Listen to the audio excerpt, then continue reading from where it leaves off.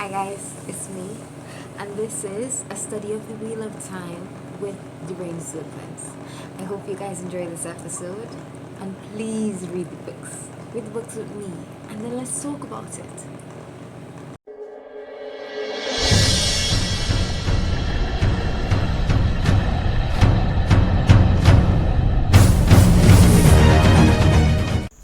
Hi guys, and we are back with chapter 14. We left off in chapter 13 where they had gotten to Belon.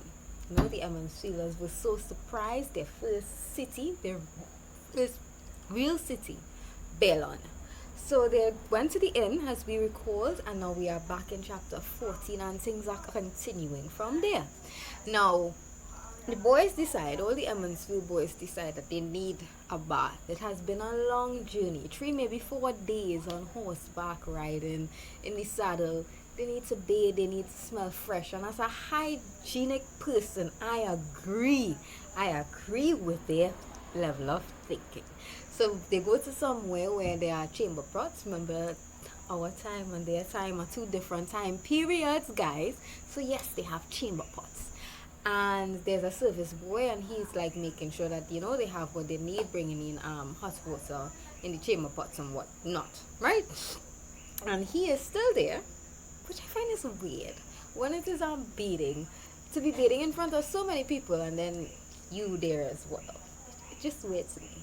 But anyways, he stays and a conversation starts. Now I will preface this, and I will say that before it is they entered the city, Maureen and Lan both told them that you have to be mindful of what it is you are saying and to whom. Right? Because there are certain people you will say something about what, remember, they've been being chased by the creatures of the Dark One, and sometimes you might say something and the wrong person hears it, and then you don't know people that banging on your door, calling a dark friend, and you're in trouble. So just watch what you're saying, right? And I don't think that is bad advice to give. But Matt, my sweet Matt, and make no mistake, guys, none at all. You know how it is I love Ran? He is just second on the list. Matt threw him quotes on his first on the totem pole. Let me tell you right now. However, he's not smart in what it is he says right here. So they're having a conversation. The boy mentions Trollocs in Saldea, but Saldea is part of the borderlands. The borderlands I love. It is a land that I love, and I can't tell you guys why, but we will get to the points in this book in which it is I can't state why it is I love the borderlands so much. But anyways, so Matt says, so the boy mentions Trollocs in Saldea, and Matt says, let me just tell you about Trollocs. Now, you are not supposed to be mentioning this. And Rand, Perrin, and Tom try to talk over him to get him to not say what he's going to say, or to divert the conversation, right? Just then, Lan comes in from wherever it is he wants, Lan, and he he's setting up to go into the bath. He shoos the boy, the service boy, he makes him go, and then it is he wrongs on Matt. Like, you can't hear? You don't listen? What did I tell you? Watch what it is you say. And as far as it is, I can. Maureen wants us to get to Tavlon, and I will try to get her safely there. But if it is you, 3, bring danger to her. And then he keeps them on menacing look. And my man Lan could give menacing looks. And what it is, here's this guy. So my first read through, right? The first time it is I pick up these books in my bag, told me wait as he tell me, I thought that something was going on between Lan and Maureen, because he gets on like if it is he ready to jump into danger, and he drop our pin to protect her. And when it is you see Maureen, you see Lan, they rocking like one too. So I thought in my little mind, I like Lan and Maureen, it has something going on there. Come to find out, there is nothing. And I find it is a little bit disrespectful actually. Because, okay, so Lan is Maureen's water. There is the water bond. And additionally to what it is I had told you guys before about what it is the water bond allows, remember, it gives him better, it enhances his skills, it enhances things that it is he would need for fighting and detection of dark creatures and all of that, right? In addition to that, the water bond allows like an emotional connection between our water and his Aes Sedai, right? So Moiraine feels what it is he feels to an extent, and he feels what Moiraine feels to an extent. They have known each other, I believe at this point it is at least a decade, 10 years, guys, right?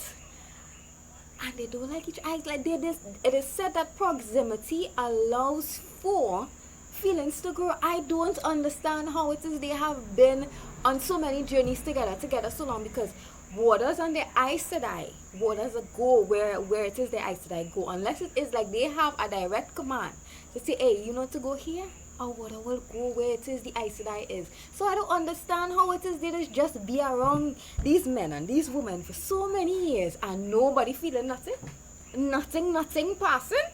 It don't make sense to me. It does not make sense.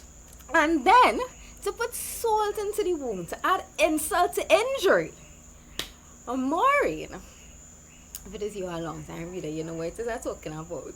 Moiraine spends 2 minutes with a certain person and they in love. You know, it's real love. It's love.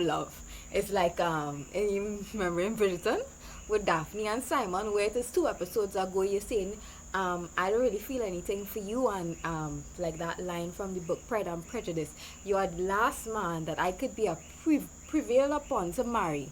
And then it's all, I burn for you and I burn for you too. Where does burning start? When it happened? Me as a viewer, I was there. When did this conceivably, when did you show me? Sorry guys, back with you. So like, I just be confused. So no feelings there, but feelings here. 10 years and maybe more. You know, you could correct me. You could talk to me. I want us to have a conversation. This is a study that we are doing together, right?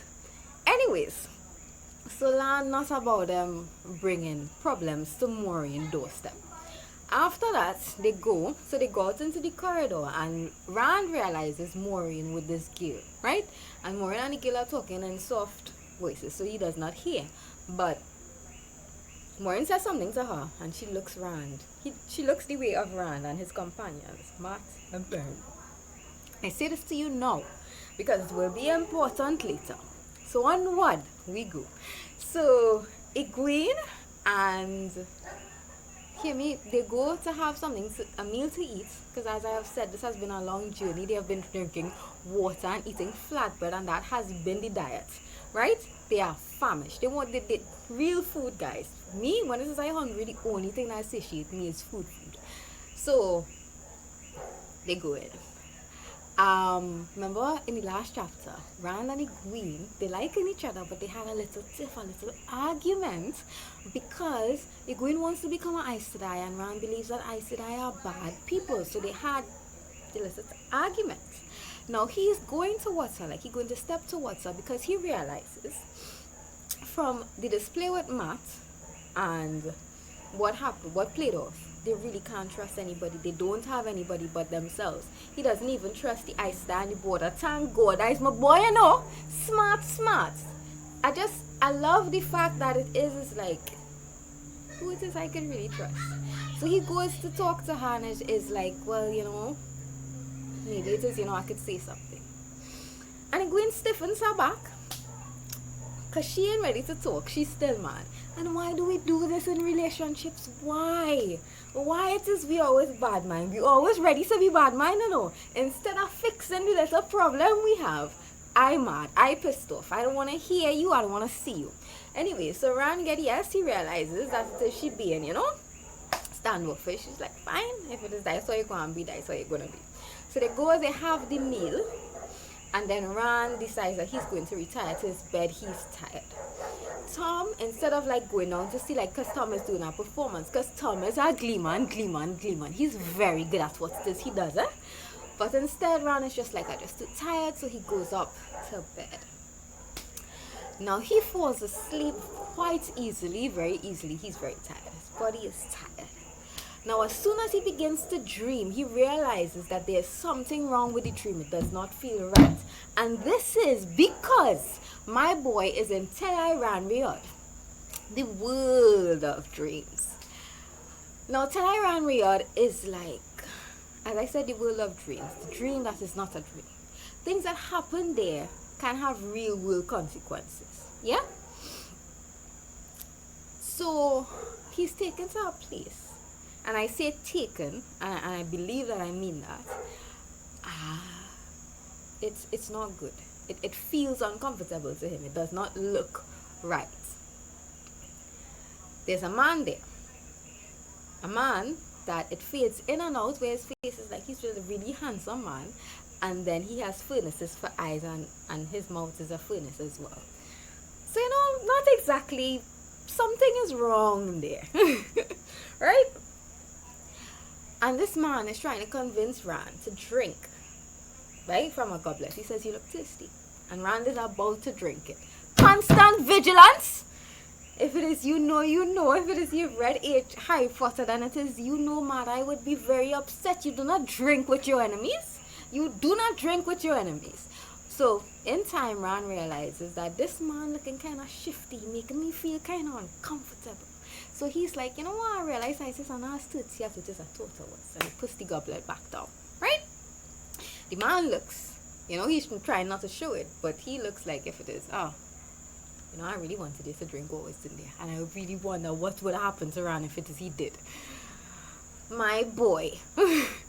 So anyways, after that, this man goes into talking about Aes Sedai and how it is the Aes Sedai will use him, and if it is like he sticks with them, he will be like Darian Stonebow and other names that he uses, like Logain, which is the current Forest Dragon, right? He will be used by the Taverlon Witches and the White Tower. And that his mother was like a broodmare, and his father like a stallion brought together to produce him so that he could be used. His entire life has been leading up to this. And Ran gets mad because I feel like we all become bad men, like I's a bad man, when it is like somebody talking smack about your parents. Like, who are you? Who are you? Ready to square off, ready to face the challenge. So Ran is like, hey, my mother was a good woman, and so yes, my mother was a good woman, and so is my father. He's a good man. Getting a little spice, a little anger. Let me see you angry, Ran. I love it. So anyways, that happens, and he's like, so you have a little spark in you. It might be you. And I forgot to mention that as this dream started, he asked Ran, he said, are you him? Is he you? So we know that they are looking for a particular someone. Guys, they are looking for a particular someone, and it's bubbling up inside to say, I know who they're looking for and why, but I will not because I can't. But they're looking for somebody. And they don't know if it is Ran, but there's a possibility that it might be him. Right? So anyways, jumping off from that, there's this part where it is like Ran is like, this is a dream, wake up, he can't wake up. As much as it is like he putting himself under pain, and he's telling himself, this is a dream, wake up, he can't wake up. And that is important as well, I believe. Right? Until I ran Riyadh. So Rand, he says to Rand, you think that I can't touch your dreams? You think that it is you are safe in your dreams? Is that what you think? And there's a part where there's this rat, and he makes the rat go up on his hind legs, and he bends his back, bends it until it breaks and the rat dies. I'm like, oh my god! And he does the same to Ran. He starts like bending Ran, bending him, and then it is he wakes up. My god, he wakes up safely. Then, because if it is you die until I ran Riyadh, you die.